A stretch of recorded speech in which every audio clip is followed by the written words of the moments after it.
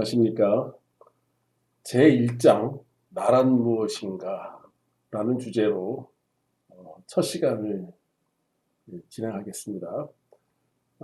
어렵게 생각하지 마세요. 여기서 얘기하는 나는 내가 고정불변하게 있는 나인지 아니면 계속 변하는 나인지 이것을 알아보고자 하는 것입니다. 정말 나는 고정불변으로 있을까요? 아니면 자꾸 변화하는 걸까요? 아니면 나는 나라는 것으로 처음부터 끝까지 있는 걸까요? 아니면 누구랑 관계하면서 있다가도 없고 없다가도 있고 또는 변화하면서 발전하는 것인지 한번 살펴보겠습니다. 그래서 우리의 주제 토론은 나는 독립된 실체인가 변화하는 관계인가 이 두 가지의 관점을 중심으로 이제 진행할 것입니다. 한마디로 실체인가 관계인가 라는 이야기죠.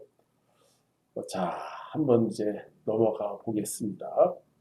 서양에서는 주로 나를 하나의 실체로 보고 아이덴티티, 정체성을 강조합니다. 아이디 카드라는 말이 있죠. 자기 신분증을 아이디 카드라고 하는 것처럼 뭔가 나는 있고 그 아이덴티티는 변할 수 없다는 것을 강조합니다. 그러나 동양에서는 오히려 나는 그저 관계 속에 있는 나고 그리고 네트워크 속의 나라라고 얘기를 합니다. 과연 어떤 것이 옳을까요? 동양과 서양이 확실하게 이렇게 구별되는 것은 아닐지라도 적어도 이런 경향성이 있다는 것입니다. 통일성이 유지되는 것인지 아니면 여러 다른 것들이 뭉쳐있는 것의 결합체인지 고민해 보기 바랍니다. 자, 그거를 말은 어렵지만 실체론과 관계론으로 이야기를 해 보았습니다. 실체라는 것은 서브스탄스, 이 서브가 아래죠. 스탄스는 뭔가 유지된다는 거고, 그러니까 뭔가 내 겉은 늙거나 아프거나 사라질지라도 뭔가 고정불변한 것이 있다라는 생각을 하는 게 바로 실체론적인 사고입니다. 그렇지 않다고 하는 입장에서는 아니지, 관계지, A와 B가 맺어져 되는 거지 이렇게 생각할 수 있다는 것입니다. 이런 이야기가 너무 어려우면 원자와 분자로 바꿔서 이야기해도 좋습니다. 원자는 변하지 않는다고 하죠. 그러나 원자가 뭉쳐서 바로 이제 우리가 주위에 있는 물질이 되지 않습니까? 이를테면 H와 O라는 원자는 실체지만 물은 H와 O가 만난 하나의 관계 아니겠습니까? 이렇게 생각해도 좋습니다. 자, 독립된 나라고 얘기를 합니다. 그런데 과연 독립돼 있을까요? 우리는 삼겹살도 먹고 뭐 다른 것도 먹습니다. 그렇다면 나는 부분적으로 돼지고 어떤 다른 걸까요? 아닐 거예요. 뭔가 새로운 게 있을 겁니다. 그러니까 누가 나의 유전자를 나로 합니까? 그렇지 않죠. 그래서 여기 변하는 나라는 관점에서 얘기할 때는 바로 여기서 R은 릴레이션입니다. A와 B의 릴레이션으로 내가 이루어진다라고 보는 것입니다. 예. 그래서 나를 A로 본다면 B는 세계고 그리고 이 세계는 무한하게 나의 주위에서 맴돈다는 것이죠. 이게 바로 관계론적인 생각입니다. 그러면 하나 대표적인 예로 불교를 보겠습니다. 불교는 모든 것이 무상하다고 하는데 이때 상이라는 것은 일정하다는 얘기예요. 변하지 않는다는 얘기죠. 그러나 무상은 덧없다. 결국 일정한 것은 없다라는 생각입니다.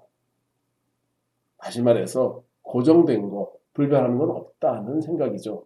그러니까 아까 얘기한 실체론적 사고에 반대하는 사고로 불교를 대표적으로 꼽을 수 있습니다. 거기에 또 얘기한 게 연기입니다. 연기라는 건 뭐냐? 연기, 인연 생기입니다. 연에 따라 모든 게 이루어진다는 얘기죠. 결국 연기론 같은 경우는 관계론입니다. 실체론을 반대하는 거예요. 그리고 심지어 오온의 화합물이라고도 얘기를 합니다. 여기서 얘기하는 오온이라는 것은 내 몸 더하기 여러 가지 지각작용을 이야기하는 것입니다. 5가지가 뭉쳐서 내가 됐다는 것이죠.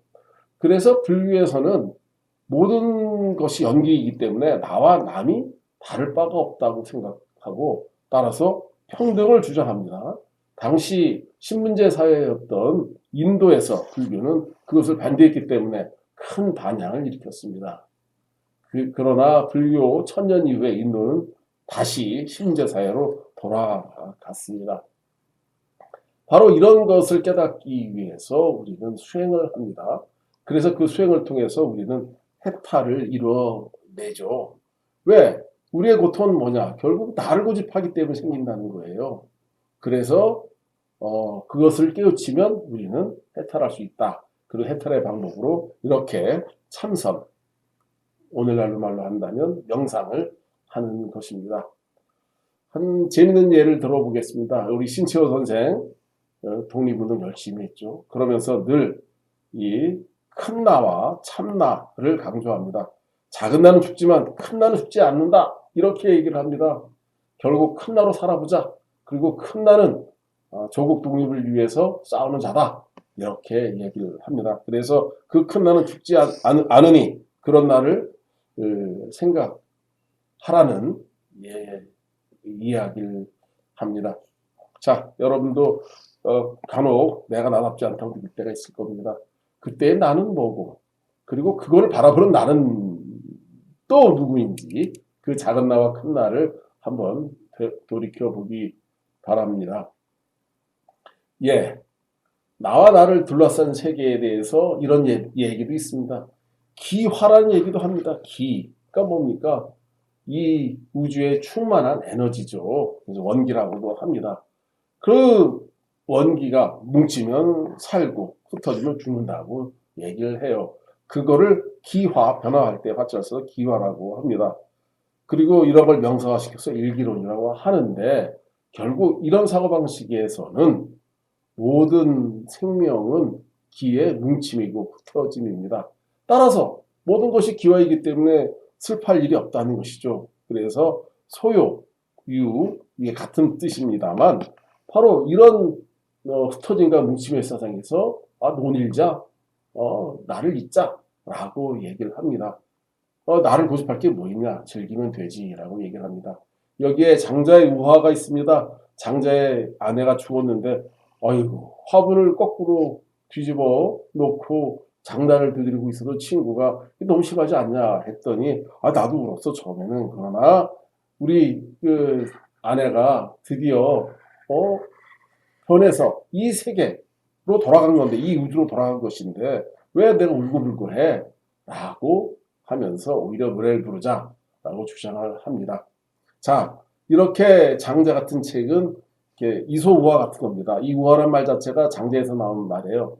따라서 어렵게 생각하지 마세요. 아주 이런 식의 우화도 충분히 철학적일 수 있고 그리고 토론의 주제가 될 수 있다는 거 말씀드리겠습니다.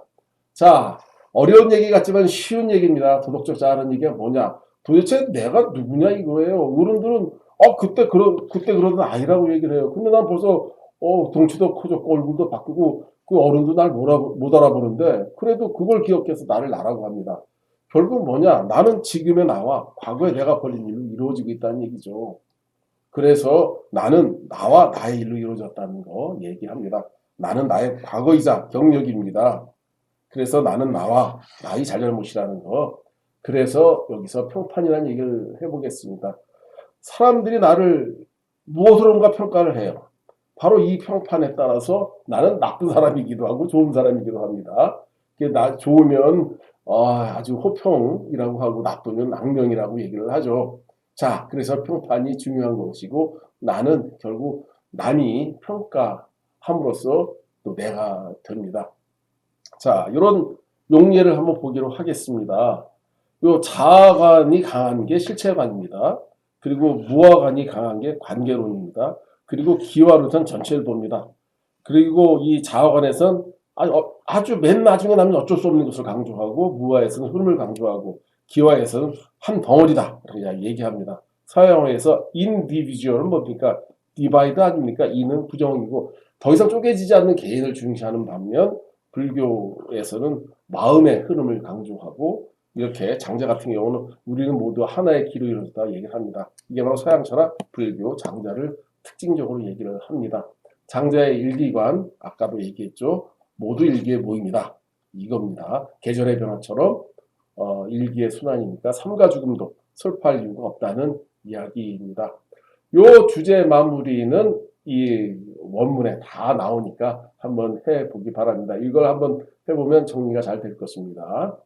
자, 우리는 이렇게 내가 반드시 있는 것 같지만 나는 과연 무엇인지 말하기가 쉽지 않습니다. 이렇게 나는 남과 관계 맺으면 살죠. 이렇게 우리가 살고 있다는 거 기억하면서 주제 토론 여기에 있습니다. 야, 과연 이제 어떤 것이 친구들과 얘기하는 게 좋은지 한번 얘기해 보기 바랍니다. 특히 이 주제 선택에서의 주의점은 의견이 반반으로 나뉘면 좋습니다. 그래야지 토론할 때 상당히 흥미가 있습니다. 나중에 이렇게 정리도 해 보기 바랍니다. 그리고 프로젝트로 과연 이제 내가 좋아하는 나와 내가 싫어하는 나를 한번 가만히 앉아서 명상하면서 찾아보기 바랍니다. 그리고 나를 아는 사람들이 얘기도 한번 적어봐요. 아유, 남이 아는 나의 장점이 뭔지 아니면 남이 아는 나의 단점이 뭔지 한번 적어보기 바랍니다. 그리고 지금의 나는 그렇고 앞으로의 나는 어떤 모습일까 한번 적어보기 바랍니다. 이것으로써 제 1장 강의 모두 마치겠습니다. 자, 제 2장에서 봅시다.